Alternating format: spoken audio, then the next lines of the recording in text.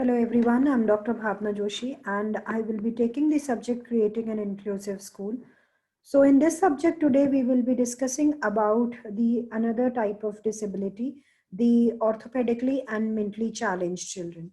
So this topic is in your unit 2 of creating an inclusive school, BEd 218. So let's start with the locomotor disability or orthopedically challenged children. Locomotor disability basically means restriction with the movement of limbs. The child is not able to use to move his legs. The term locomotor is derived from the Latin word which is loco, that means from a place, and motives, which means causing motion. So locomotion means movement from one place to another.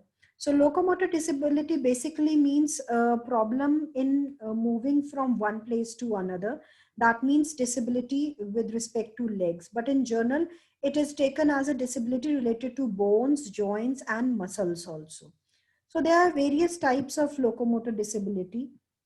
The one is imputation, that means removal of limb or part of it due to any accident or any unforeseen situation.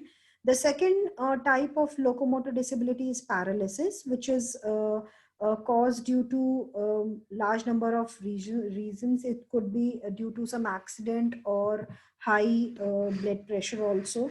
Then the next one is cerebral palsy. Cerebral palsy is a disabling physical condition in which muscle coordination is impaired due to damage in to the brain. So it occurs at the time or before a childbirth. So cerebral palsy is not progressive condition. That means it does not get worse with the time. It will be like it was at the time of birth. Then there is muscular diathropy. Muscular diathropy is a group of neuromuscular genetic disorder that cause muscle weakness and overall loss of muscle mass. It is this muscular diathropy is a progressive condition, which means that as the time passes, the condition will get more worst. Then last type is dwarfism. It is a growth disorder characterized by shorter than average body height. There is this is a growth disorder that the body height is not met, and so these are the locomotor disability. Now coming to mentally challenged children, or earlier it was called as mental retardation. So according to Persons with Disability Act 1995, mental retardation has been defined as a condition of arrested or incomplete development of mind of a person, which is specifically characterized by normality of the intelligence.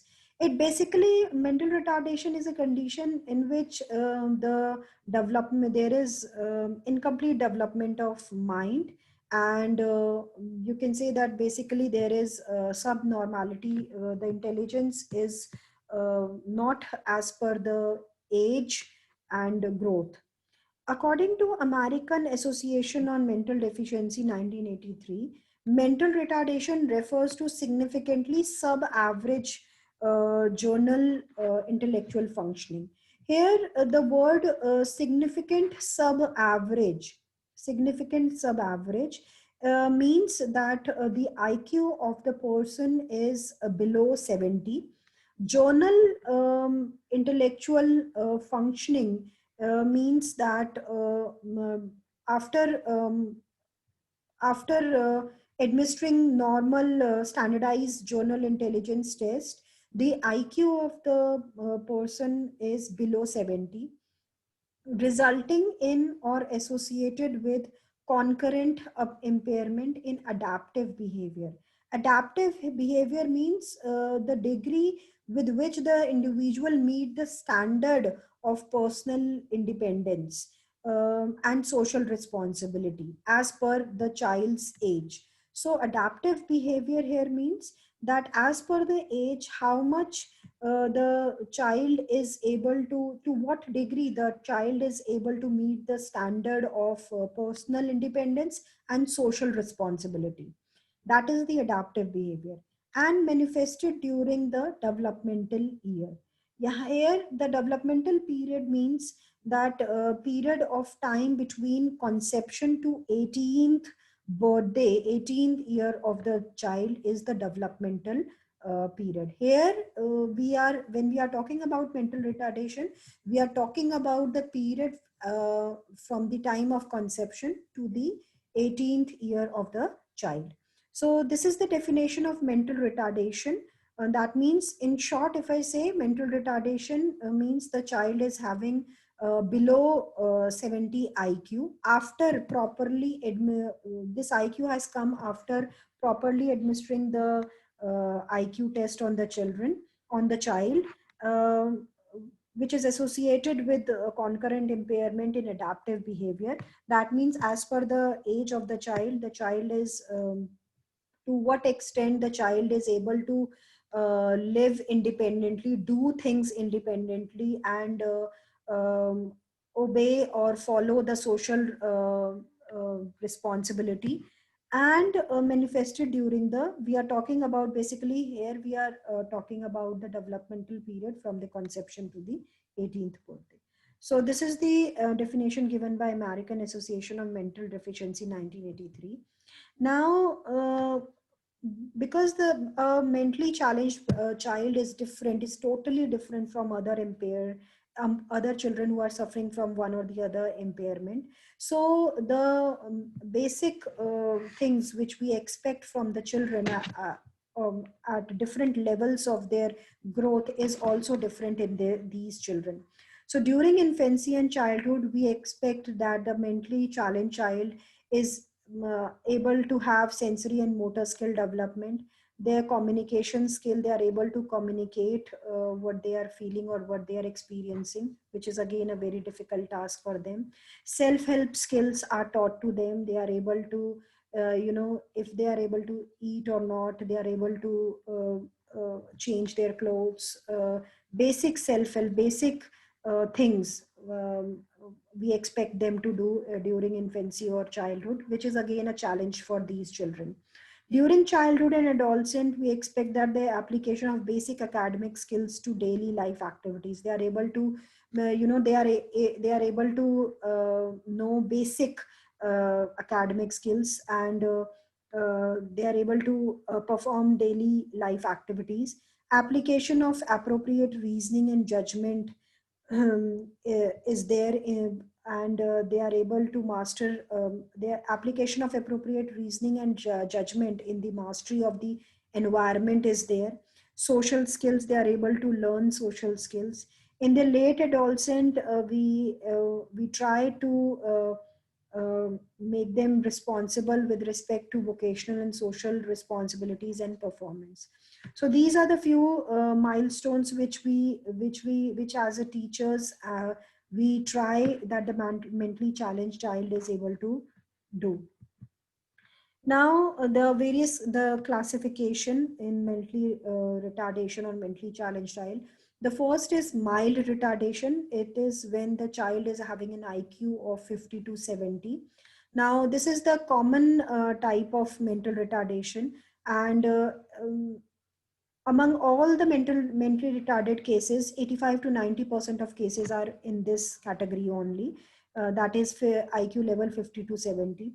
So this is the these individuals have minimum retardation in sensory motor areas.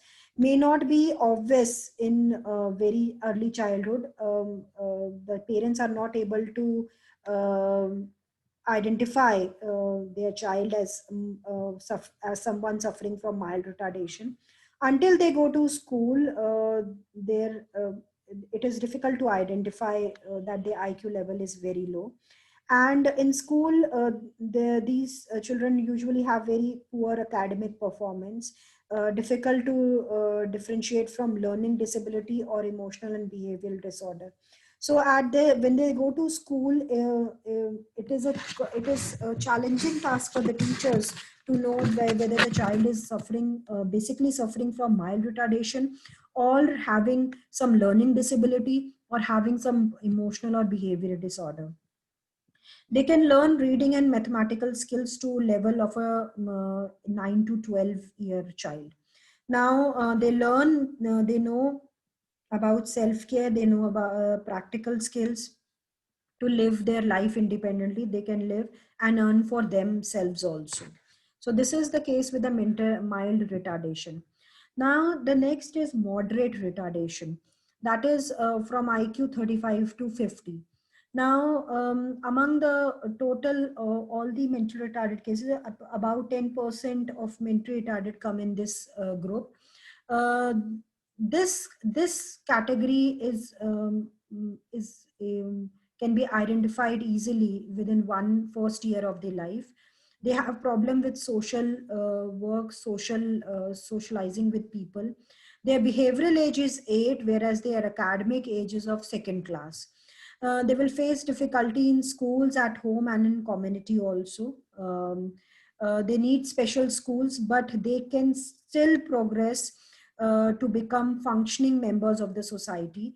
As adults, they may live with their parents in a supportive group home. That means they need some support throughout their life. Moderate retardation. Now next is the severe retardation, that is IQ 20 to 35.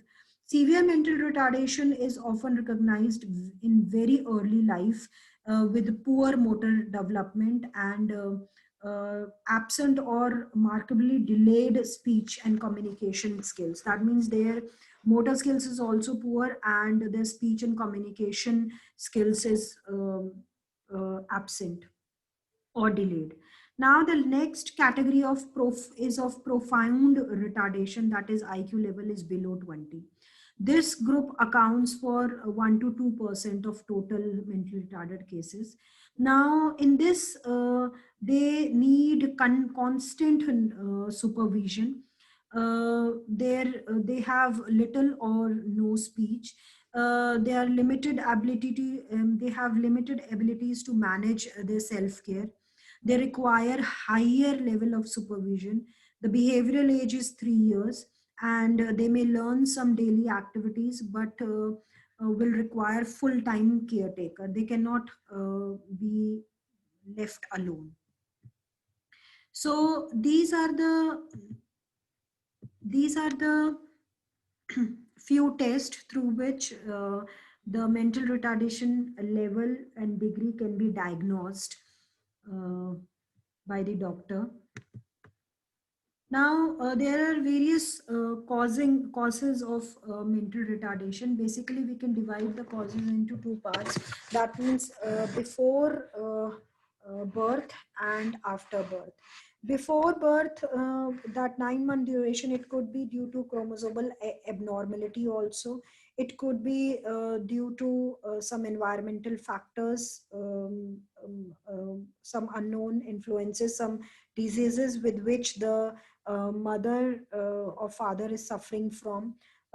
It could be due to intake of alcohol or smoking or drugs taken by a mother during that 9 month period. That is the prenatal factor. Now the after the birth, it could be the mental retardation could be due to brain damage, due to any accident that may cause brain damage. Then there could be environmental factor, that may like child abuse or neglect, or there could be it could be due to any infection or any intoxicant which the child has taken, like lead poisoning or meningitis fever. So these are the few causes of mental retardation. Now, signs and symptoms. When you see a child in the school like this, you may find these signs and symptoms. There will be failure to achieve developmental milestone, which we usually think that a specific age group will be able to do such things. So there is that failure. Then deficiency in cognitive functioning is there. Very low IQ is there. Then failure to achieve intellectual developmental markers.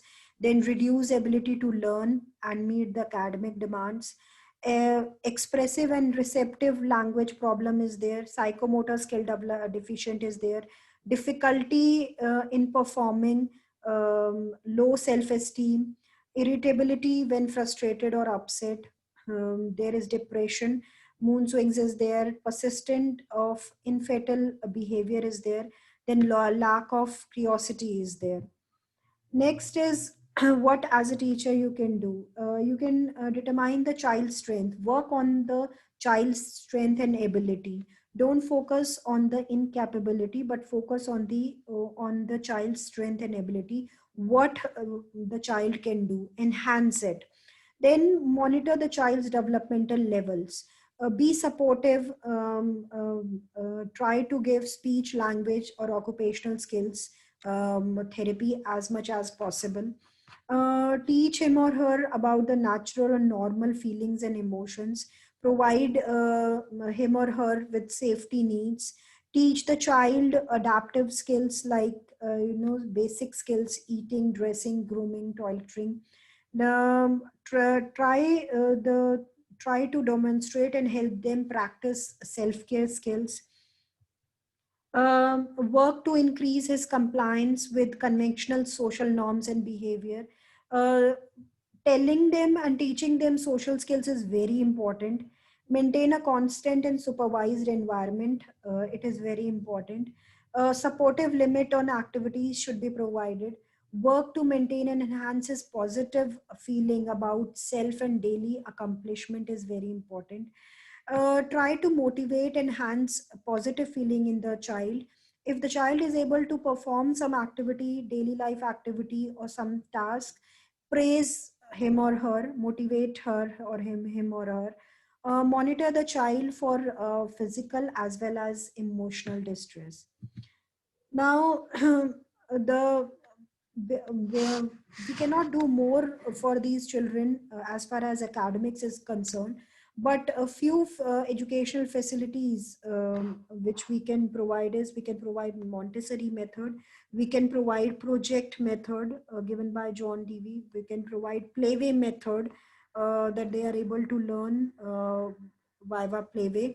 Behavioral approach should be used, and individualized program plan should be used. That means the specific child with the specific problem should have this specific individualized program, which should focus on the child only, on that specific child only. So I hope you all understood about the orthopedically challenged and mentally challenged children. Thank you very much.